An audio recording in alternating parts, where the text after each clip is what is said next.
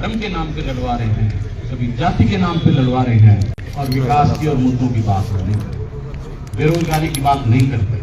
कहते थे 2 करोड़ हम देंगे 1 साल में, अब 10 साल से ज्यादा 11 साल हो चुके हैं, तो 22 करोड़ मिलने चाहिए। आप बताओ उन्होंने कितने?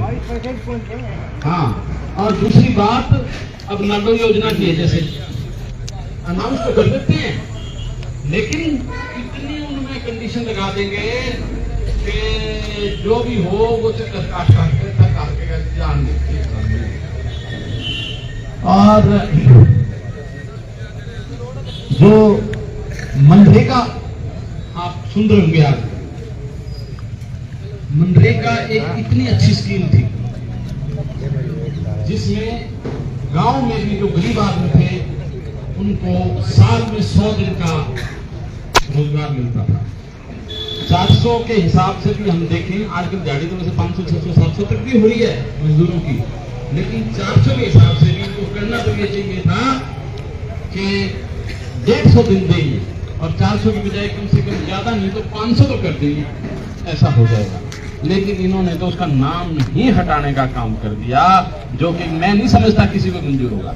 ये कहते हैं जी राम तो सबके हृदय में बसता है, वो ये नहीं है कि दिखावा करना है, नौटंकी करनी है। कौन नहीं जानता कि भगवान राम की कृपा होगी तभी सब कुछ कल्याण होगा, लेकिन ये सोचते हैं कि राम केवल इनका ही, राम तो सबका, राम गरीब का भी है, मजदूर का भी है, और सबका। और मनरेगा का मैं फिर भी आप लोगों के माध्यम से, और पत्रकार हमारे भाई यहाँ पे हो तो उनके माध्यम से भी ये सजेशन देना चाहता हूँ इन पर बैठे उनको सबको, कि 100 की बजाय तो 150 दिन का करें, और एक वक्त आ जाए तो 200 दिन का भी करें। और ये जो 400 रुपए प्रतिदिन की दिहाड़ी है, इन पे ज्यादा 8-8 ना लगा के ये कम से कम 500 इनके लिए ज्यादा मुश्किल नहीं होता। और जैसे प्रदीप जी ने अभी बताया, उनके तो करोड़ों रुपए माफ होते हैं जो पूंजीपति हैं। और एक मैंने फोटो देखी थी, कहीं गए थे मोदी जी तो साथ में अडानी को लेके गए, और वहां के कॉन्ट्रैक्ट भी इनको दिलवाए, और देश के भी सारे कॉन्ट्रैक्ट जितने हैं कोशिश ये होती है कि जो पूंजीपति है वही दे। और ऐसा अगर करेंगे तो चलेगा। हमारे लोग में भी कम पढ़े लिखे हो सकते हैं, कुछ अनपढ़ भी हो सकते हैं, लेकिन जो अनपढ़ है ना वो भी कटे हुए होते हैं, और वो जीवन से काफी कुछ सीखते हैं, और कोई भी बुरी बात है उसका अंत निश्चित है। ये माताएं बहनें बैठी हैं, इनको अगर तो ये भी वंचित रह जाएंगी उससे। और कांग्रेस एक त्याग तपस्या बलिदान की पार्टी है। कौन सा ऐसा बड़ा नेता था जो जेल में नहीं रहा? नेहरू जी 12 साल जेल में रहे, और गांधी जी कितना जेल में रहे, और ये इतिहास भी बदलने की कोशिश कितनी करने, लेकिन इतिहास बदलेगा नहीं। क्या कोई भूल सकता है कि कितने लोग उन्होंने, भगत सिंह थे या नरम दल के थे या गरम दल के थे, उन्होंने जान नहीं दी देश के लिए जान, और इसलिए नहीं थी जान कि ये लोग आगे आके काबिज हो जाएं और इस तरह के काम करें जो दो फाड़ करें। मजहब नहीं सिखाता आपस में बैर रखें, हिंदी है हम वतन है हिंदुस्तान हमारा। भाई चाहे कोई मुसलमान के जाम गया, चाहे कोई किसी और जाति में जाम गया, उसमें उसका क्या कसूर है? उसकी चॉइस भी नहीं थी, लेकिन जो भी आ गया हिंदुस्तान में वो हिंदुस्तानी है और उसको उसका हक मिलना चाहिए। तो इन शब्दों के साथ मैं हमारे प्रदीप नरवाल को, मैंने तो इसको शुरू में बेटा मान दिया था, तेरे याद हो चलेंगे, और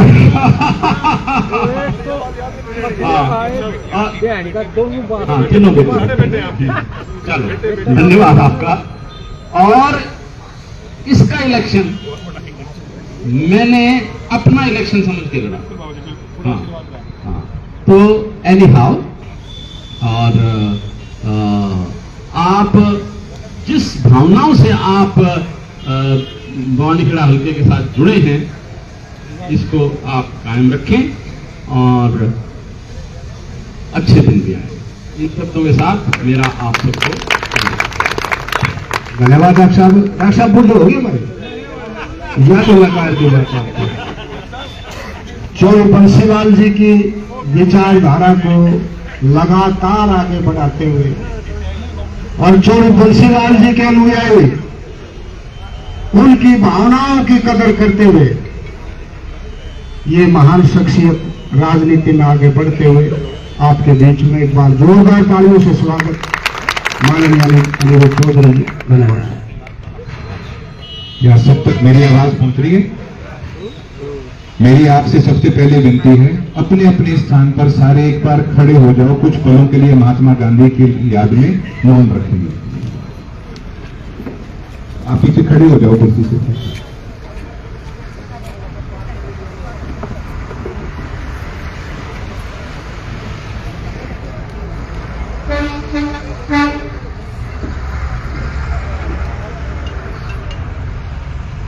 धन्यवाद। अपना स्थान ग्रहण करें।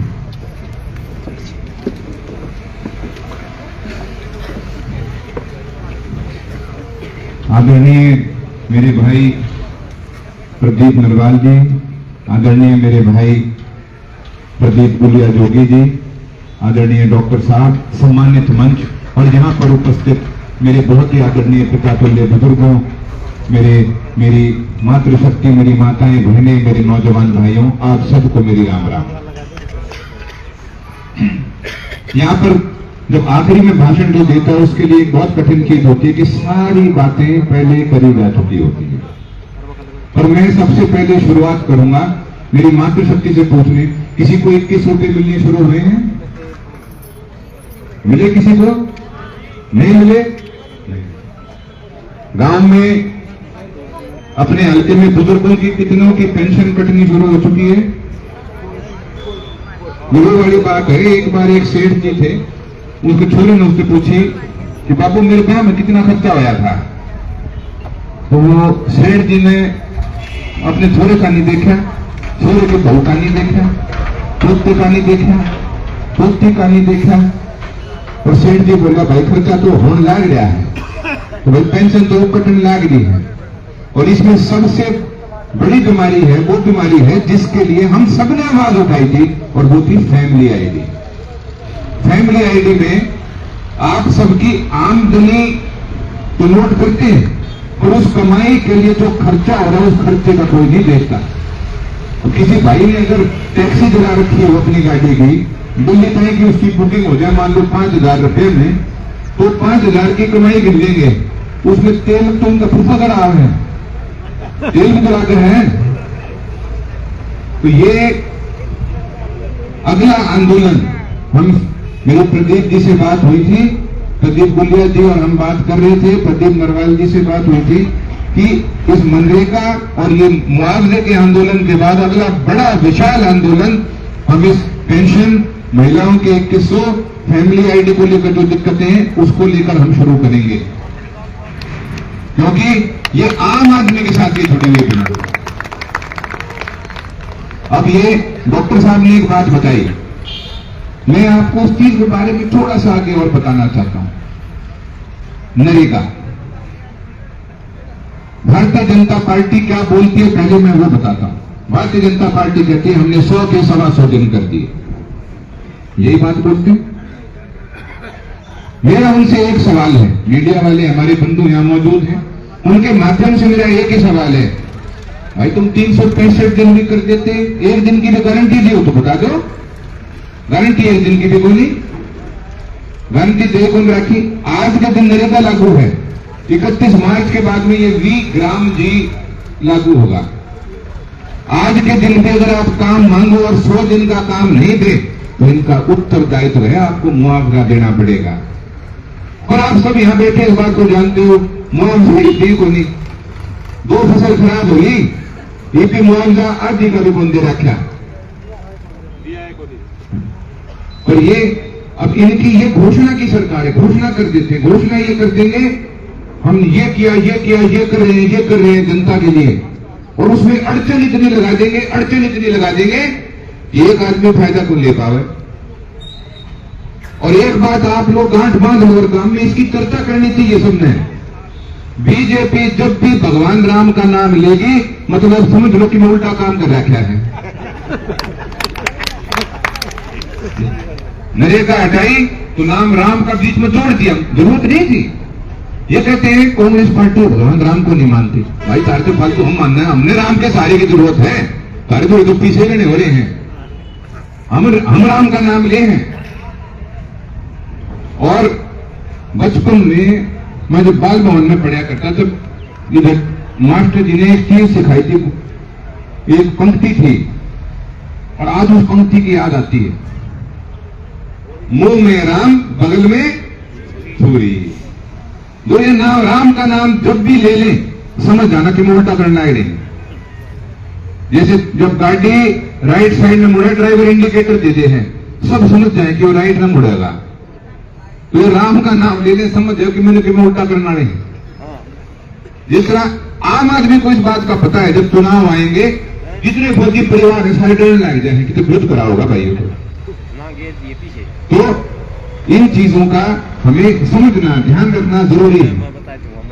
अब मैं ज्यादा समय नहीं है परंतु मैं नरेगा के बारे में एक बात और कहता हूं। मैं मुआवजे की लड़ाई तो अंत तक लड़नी है, वो तो आज भी लड़ने जा रहे हैं। ज्ञापन में हमने नरेगा को भी वापस उसी रूप में लगाने की मांग करी है। परंतु एक बात मैं आपको और इस चीज के बारे में कहना चाहता हूं। इन्होंने क्या कर रखा है, सेंट्रल गवर्नमेंट की स्कीम है नरेगा, पर यह कहा है कि 40% प्रदेश सरकार देगी। स्कीम किसकी, सेंटर की। उसमें लगभग आधे पीछे कौन देगा, प्रदेश देगा। अब ये वो वाली बात होगी, मैं यहां पे आके कह दूं बुरानी खेड़ा के हर घर में मैं घोषणा करता हूं 10,000 रुपए महीने देंगे, और फिर मैं कह दूं सरपंच साहब या चेयरमैन साहब उमेश रेणु जी मैंने घोषणा कर दी पीछे दाम दे दो, क्यों देंगे ये पीछे। मतलब मेरे समझ में नहीं आई बात कि मैं अगर किसी चीज की घोषणा करूं तो मैं तभी करूं जब मेरे पास उसका बजट हो। और केंद्र सरकार की घोषणा है तो पहले की तरह केंद्र सरकार को 90% देना चाहिए ना। और दूसरी चीज, अरे ये फैसला कौन करेगा, चेयरमैन सरपंच ये नहीं करेंगे, चंडीगढ़ में अफसर बैठा पाओगा वो फैसला करेगा कि कानून में क्या काम होगा, बनाने में क्या काम होगा, लोहारी घाटों में क्या काम होगा, उन्हें क्या मेरा। और जब तक फाइल उसको हो जाएगी इतने काम की जरूरत खत्म हो जाएगी। अब इनकी सारी बात आप देखो तो घोषणा अलग है और नियत में खोट है, सीधी सी बात है। अब ज्यादा मैं आपका समय लेना नहीं चाहता। बातें तो इन्होंने इतने गुंडे गुंडे काम कर रखे हैं कि बातें इतनी हैं कि सांझ आड़े होता तहसीलदार बेचारा बैठा वेट करता रह जाएगा। ये तहसीलदार साहब हमने हमारी बात देखा है और मैं आपसे आगे लूंगा, प्रतिभाई तो कहे आगे तय चलना है और लेट हो गए हैं तो शाम में धरना दे रखा है और आगे कैरू में दे रखा है, दोनों जगह जाना है। और आप लोगों से मेरी एक आखिरी विनती ये है कि जो बातें हैं जो सरकार की कमी है वो कब बैठ के उसकी चर्चा कराया करो, घर में उसकी जिक्र कराया करो। चौधरी बंसीलाल जी ने दिलों में क्यों राज कराया था भाई, एक साफ सी बात है, विकास पुरुष थे, पूरे प्रदेश को एक नजर से देखा और गरीबों के लिए उनके दिल में हेज था, उनके खातिर वो सोचा करते, काम कराया करते। और एक बात और है, किसी एक के साथ कुछ हो जाए तो वो आवाज उठाते थे और आज हमारे लिए भी ये बहुत जरूरी है। मैं जानता हूं, अब जैसे मुझे तो नरेगा से कोई व्यक्तिगत रूप से फायदा होना नहीं है, ना हटने से मुझे व्यक्तिगत रूप से नुकसान होगा, परंतु जो अपनी आवाज नहीं उठा सकता उसके लिए आवाज तो हमें उठानी पड़ेगी। क्योंकि भारतीय जनता पार्टी का एक तरीका है, मान लो प्रदीप के गैल पड़ जाए, वो आके कह देंगे बोलिया जोगी जी मैं तो प्रदीप में से तुम क्यों बोल रहे हैं यार, वो सोच लेगा हाँ मैं क्यों बोलूं। जब इन्हें रगड़ देंगे अगली बारी प्रदीप बोलिया की, जब उसकी बारी आएगी नरवाल ने कहेंगे भाई जब तेरे कहने कि मैं हो रहा था कि मैं बोल रहा था, तो कौन नहीं बोला था, फिर तुम क्यों बोल रहे हैं? यूं एक एक करके सबका नंबर आ जाएगा। और ये जो जाति का लहर इन्होंने हमारे बीच में डाला है ना, इसको काटने का यो एक तरीका है कि एक के साथ के मानो सारा समाज बोले, सब कोई बोले। तो इसलिए आज आपके मुआवजे के लिए जिसको मुआवजा नहीं मिला वो मिलना है, वो भी आवाज उठाएगा। और जिसको नरेगा का नुकसान है उसके लिए, जिसको नरेगा का फायदा ना भी होता हो वो भी आवाज उठाएगा, तो इनके समझ में आओगी। नहीं ये कुछ ना कुछ फिर राम का नाम लेके कुछ ना कुछ करना चालू रखते हैं। इन्हीं शब्दों के साथ अपनी वाणी को विराम देता हूं।